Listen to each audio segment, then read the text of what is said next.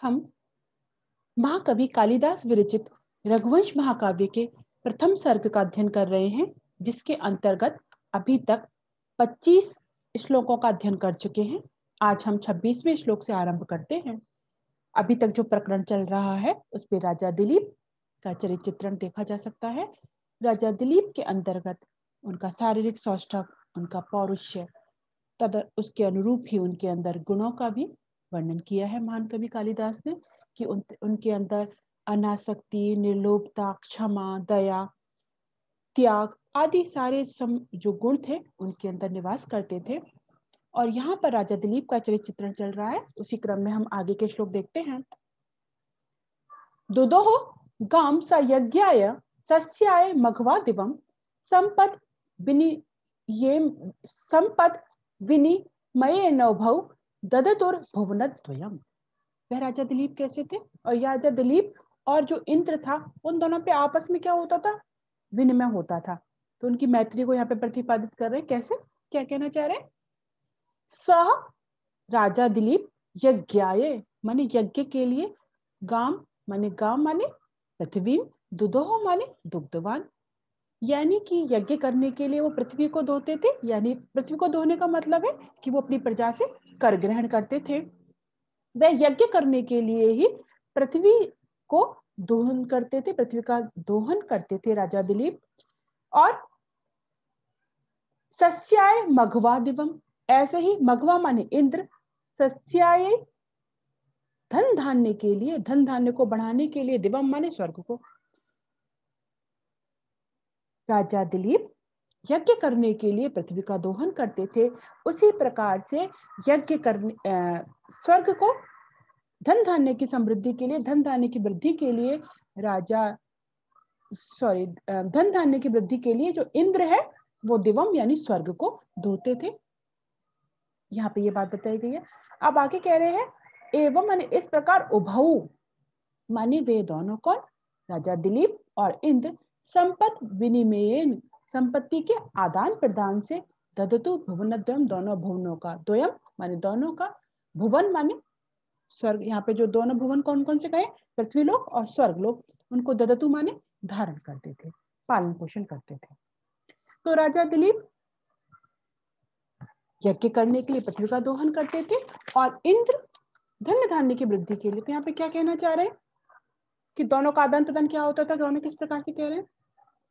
यहाँ पे कहना चाहते हैं कि राजा यज्ञ करने के लिए ही, प्रजा से कर वसूल करने के लिए ही पृथ्वी का दोहन करते थे, उनसे कर वसूल करते थे। यहाँ पे ये बात कहना चाह रहे हैं।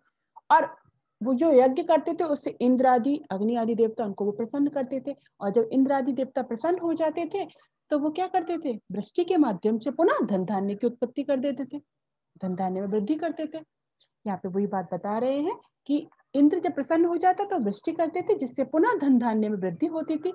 तो इस प्रकार राजा दिलीप और जो इंद्र हैं वो अपनी शक्ति का आदान प्रदान करके स्वर्ग और पृथ्वीलोक दोनों का पालन पोषण कर रहे थे।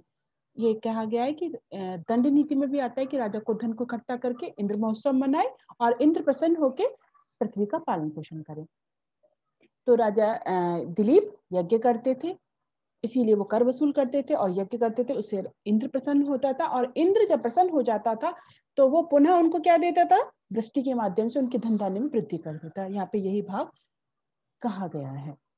यहाँ पे राजा दिलीप और उसकी एक देखा जाए तो उनकी मित्रता बताई गई है और दोनों में आदान प्रदान। सोचो कि राजा दिलीप की इंद्र के साथ में यहाँ पे देखा जाए तो एक प्रकार से तुलना भी की गई कि दोनों आदान प्रदान किसमें होता है? दोनों बराबर वाले में। तो इस प्रकार से यहाँ पे भाव भी हमें परिलक्षित होता है, जैसा कि हम पहले भी पढ़ते आ रहे हैं। अनुष्टुप छंद है यहाँ भी। श्लोके सिस्टम गुरु ज्ञान सर्वत लघु पंचमम द्विचतुष्पादयो ह्रस्वम सप्तमम दीर्घमन्वयो। अब अगला देखिए,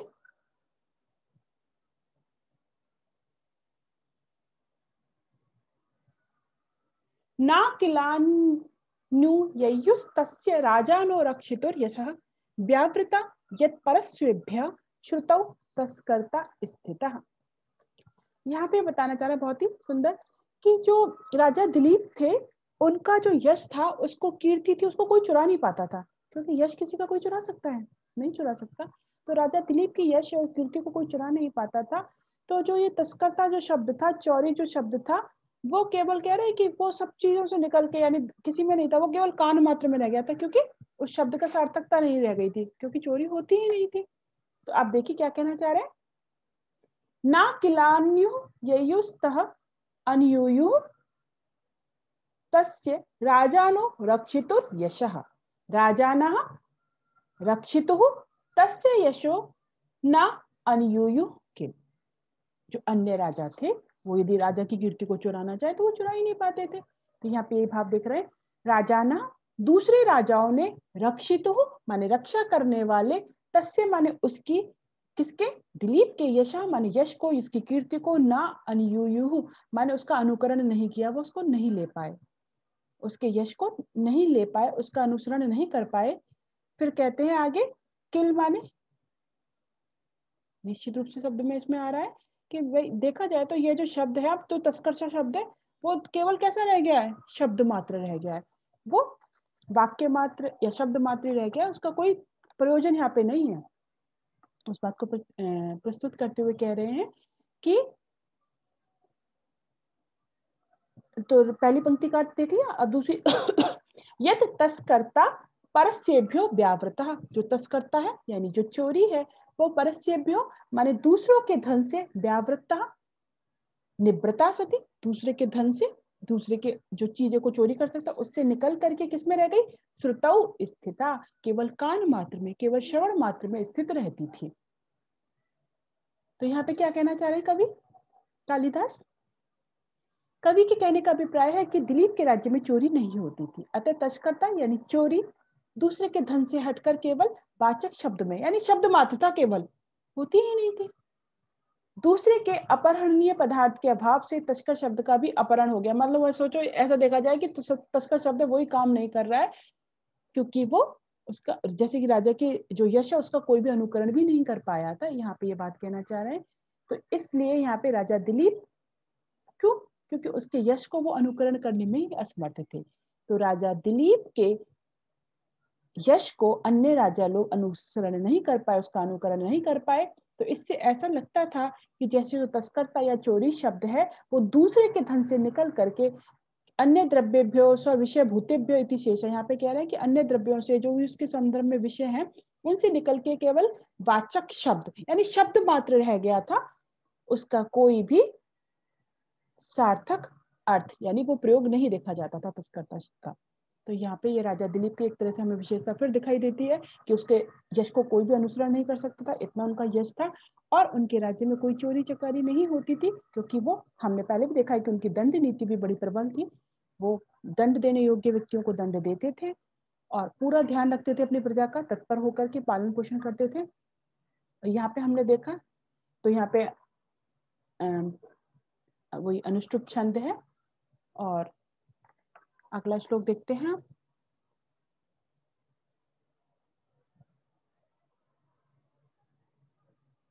देश्योऽपि सम्मतः शिष्टः तस्यार्थस्य यथौषधं त्याज्यो दुष्टः प्रियोप्यासीत् अंगुलीवो रक्षतः। क्या कह रहे हैं यहाँ पे, देश्योऽपि सम्मतः शिष्टः तस्य आर्तस्य यथौषधं त्याज्यो दुष्टः प्रियोप्यासीत् अंगुलीव उरगच्छतः। यहाँ पे कह रहे हैं कि उनको राजा दिलीप का क्या था, यदि कोई बहुत प्रिय व्यक्ति है और कैसा है, दुर्जन है, दुष्ट है, तो उसको भी वो त्याग देते थे, वो भी त्याज्य है। और कोई व्यक्ति जो शत्रु है, ठीक है, लेकिन वो सज्जन है, तो वो भी ग्रहण करने योग्य है। इस भाव को यहाँ पे प्रतिपादित करना चाह रहे हैं। उनके दिलीप, राजा दिलीप के मत में कौन त्याज्य है और कौन ग्रहण करने योग्य है, किसका वो मतलब उनको साथ में लेंगे अपने, किसको वो सम्मान देंगे, तो उस भाव का प्रतिपादन है यहाँ पर। देखो यहाँ पे देश्यः सम्मतः शिष्टः, शिष्टः यानी सज्जन व्यक्ति, देश्यः शत्रु होने पर भी, कोई सज्जन व्यक्ति है और उनका शत्रु है, तो अभी कैसा है वो, आर्तस्य औषधम यथा, जैसे रोगी व्यक्ति के लिए औषध माने दवाई होती है, कोई व्यक्ति दवाई लेने नहीं चाहता, कड़वी होती है, लेकिन क्योंकि उससे रोग का शमन होगा, रोग की शांति होगी, इसलिए दवाई लेने पड़ती भी है और दवाई लेना भी चाहता है। कोई व्यक्ति कितनी भी कड़वी हो, कितना भी वो करे, तब भी वो दवाई को ग्रहण कर लेता है। ऐसे ही राजा दिलीप कह रहे हैं कि कोई सज्जन व्यक्ति है लेकिन वो शत्रु है, तो अभी वो ग्रहण करने योग्य है, वो ग्राह्य है। यहाँ पे ये भाव बता रहे, त्याज्य दुष्ट, और जो दुष्ट व्यक्ति होता है वो कैसा होता है, प्रियोपि, प्रिय होने पर भी वो प्रिय है, दुष्ट। और वो कैसा है, दुष्ट है लेकिन प्रिय है। तो यहाँ पे कह रहे हैं कि भाई प्रिय व्यक्ति है लेकिन यदि वो दुष्ट स्वभाव का है, तो जिस प्रकार से उरग छता माने सर्प के द्वारा काटी गई, सर्प ने जिस पे दंश मार दिया है, उस उंगली को व्यक्ति क्या होता है, जैसे त्याग देता है। यदि कोई पता चल जाएगा उंगली पे सांप ने काट लिया और कहते हैं कि भाई इससे जहर आगे फैल जाएगा, तो व्यक्ति क्या करेगा, उंगली कटवाने के लिए भी तत्पर हो जाएगा, जबकि वो उसके लिए बहुत प्रिय है, उसके शरीर का अंग है।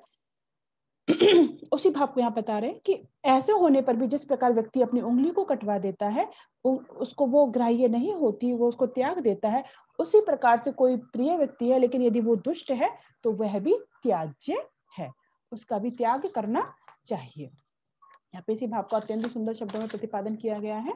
तो राजा दिलीप की यहाँ पे वही विशेषता बताई गई है कि राजा दिलीप सज्जनों का आदर करते थे और जो दुर्जन व्यक्ति है उनका देख लेते कि दुर्जन व्यक्ति उनको साथ नहीं देते थे। और विवेकशील राजा वही है जो यह देखे कि कौन सज्जन है लेकिन प्रिय, और हमें हमेशा ध्यान रखना चाहिए प्रिय नहीं हितकारी चीज होनी चाहिए। सज्जन है उसी का साथ करना चाहिए, उसी के संग रहना चाहिए। तो यहाँ पे राजा दिलीप की वही बात बताई जा रही है कि उनको कौन त्याज्य था और कौन उनको ग्राह्य था। उस भाव को इन्होंने बड़ी ही सुंदर उपमा से समझाया। जिस प्रकार कोई रोगी होता है उसको औषधि जबकि कड़वी है उसको भी वो क्या होता है, रोगी ग्रहण कर लेता है, उसी प्रकार से शत्रु भाव रखने वाले सज्जन भी ग्रहण करने योग्य हैं, उनको भी कोई व्यक्ति त्यागता नहीं है। उसी प्रकार राजा दिलीप भी उनका आदर करते थे, और जो दुष्ट व्यक्ति है यदि वो मित्र भी है तो उसी प्रकार उनको त्याग देते थे, जैसे कि सांप के द्वारा डसी हुई उंगली को कोई व्यक्ति त्याग देता है कि उसके शरीर में जहर ना फैल जाए। तो राजा दिलीप के लिए कौन थे, क्या समझेंगे इससे कि शत्रु सज्जन, यदि सज्जन है शत्रु है तो भी वो ग्राह्य है, और यदि कोई प्रिय है और वो दुष्ट है तो भी वो त्याज्य है, यानी वो उसका भी त्याग कर देते थे। बहुत ही सुंदर उपमा से यहाँ पे चीजें समझाई गई है कि कैसे कोई व्यक्ति सांप के द्वारा काटी हुई उंगली को त्याग देता है और कैसे कड़वी औषधि को भी कोई ग्रहण कर लेता है। उसी प्रकार से यहाँ पे राजा दिलीप के लिए जो कौन त्याज्य है और कौन ग्रहण करने योग्य, इसको बहुत ही सुंदर तरीके से समझाया गया है। अगला श्लोक देखते हैं। तम वेधा विदधे नूनम महाभूत समाधिना तथा ही सर्वे तस्यासन परार्थैक फला गुणः। क्या कह रहे हैं, वेधा यानी सृष्टा कौन है, विधाता ने, ब्रह्मा ने, तम माने उन राजा दिलीप को महाभूत समाधिना विदधे नूनम। ऐसा कह रहे हैं कि राजा दिलीप को किसने, ब्रह्मा ने, सृष्टि निर्माता ने दिलीप को महाभूत, पंच महाभूत माने गए हैं, उन पंच महाभूतों के कारण सामग्री से ही विदधे माने निर्माण किया है, नूनम माने निश्चित रूप से। विधाता ने, सृष्टा ने, ब्रह्मा ने राजा दिलीप को 5 महाभूत है, पृथ्वी, जल, अग्नि, वायु और आकाश, इन 5 महाभूतों की जो कारण सामग्री उससे उसका निर्माण किया है। क्यों, तथा ही सर्वे तस्यासन प्रार्थैक फला गुणः, क्योंकि ये कह रहे हैं कि उससे किया है क्योंकि उस राजा दिलीप के सर्वे गुण माने जितने भी उनमें सारे गुण थे, दया, दाक्षिण्य आदि जितने भी गुण हैं वो सब परार्थैक फला, दूसरे के फल के लिए, दूसरे की प्रयोजन की सिद्धि के लिए उनमें से सारे गुण दिखाई देते थे। तो ऐसा प्रतीत होता है राजा दिलीप के लिए विधाता ने जो उनकी सृष्टि की है उन पंच महाभूतों की कारण सामग्री से की है, और राजा दिलीप के अंदर जो सारे गुण थे, दया, दाक्षिण्य आदि सारे गुण जो थे उनमें दूसरे के प्रयोजन के लिए ही होते थे, परार्थ वो स्वप्रयोजन के लिए नहीं होते थे, वो परार्थ का ही फल उनका रहता था। राजा दिलीप यानी कि परोपकारी स्वभाव यहाँ पे एक तो हमें पता चल रहा है उनका, और यहाँ पे क्या कहना चाह रहे हैं, जैसे क्या, तो इस श्लोक का अर्थ समझ में आ गया होगा। यानी विधाता ने महाभूत समाधि ना पंच महाभूतों की कारण सामग्री से ही निश्चित रूप से ही तम उस राजा दिलीप का विदधे माने निर्माण किया है, जैसे कि क्योंकि तथा ही सर्वे माने सारे जो परार्थिक फला गुणा सर्वे गुणा, सारे जो गुण थे वो परार्थिक माने परार्थ के लिए, दया दाक्षिण्य आदि जो सारे गुण थे वो अन्य प्रयोजन के लिए ही, अभवन माने आसन माने अभवन यानी आसीत यानी थे। ये हम सभी जानते हैं कि सामान्य प्राणी का शरीर पंच महाभूतों से बना हुआ है, पृथ्वी जल तेज वायु और आकाश, इन 5 महाभूतों से ही बनता है। और जिस प्रकार पंच महाभूतों के गंध रूप रस स्पर्श शब्द आदि गुण दूसरों के लिए होते हैं, वैसे ही राजा दिलीप के अंतर्गत जो सारे गुण थे, दया दाक्षिण्य शौर्य परोपकार आदि गुण भी दूसरों के लिए ही होते थे, इसलिए यहाँ पे ये बात कही गई है। ऐसा लगता है उससे उत्प्रेक्षा की गई है कि राजा दिलीप की जो रचना है, जो निर्माण है, विधाता ने इन पंच महाभूतों की कारण सामग्री से किया है। वो स्वार्थ प्रयोजन नहीं थे, वो स्वार्थ परक नहीं थे, वो दूसरे के प्रयोजन के लिए, दूसरे के फल के लिए, दूसरे के परोपकार के लिए ही कार्यरत रहते थे। यहाँ पे भाव हमें बहुत ही सुंदर मिलता है, उत्प्रेक्ष अलंकार भी दिखाई देता है, अनुष्टुप छंद है ये। एक श्लोक और देख लेते हैं। सा वेला प्रबलयाम परीक्षीकृत सागराम अनन्य शासनाम मुर्विम ससाकेक पुरी विवाह। यहाँ पे राजा दिलीप एक चक्रवर्ती सम्राट की तरह किस प्रकार वो पृथ्वी के संपूर्ण पृथ्वी का पे शासन कर रहे थे, उसका भाव हमें यहाँ पे दिखाई देता है। सा दिलीप सह दिलीप यानी राजा दिलीप, बेला प्रबलयाम यानी समुद्र तट रूपी दीवार वाली, यानी समुद्र चारों तरफ समुद्र तट रूपी दीवार, यानी जिस पृथ्वी पर चारों तरफ से समुद्र घिरा हुआ है ऐसी दीवार वाली। परीक्षित सागरम जिसमें समुद्र रूपी खाई है ऐसी। अनन्य शासनाम यानी कि किसी और का शासन नहीं है, ना अन्य अनन्य, अनन्य शासनाम किसी और के दूसरों के शासन से रहित उर्वी माने पृथ्वी को शशाक शशास माने उस पर शासन किया, कैसे? एक पुरी में वो एक नगरी के समान। जैसे कोई व्यक्ति एक नगरी में शासन करता है, ऐसे उन्होंने संपूर्ण पृथ्वी पर शासन किया।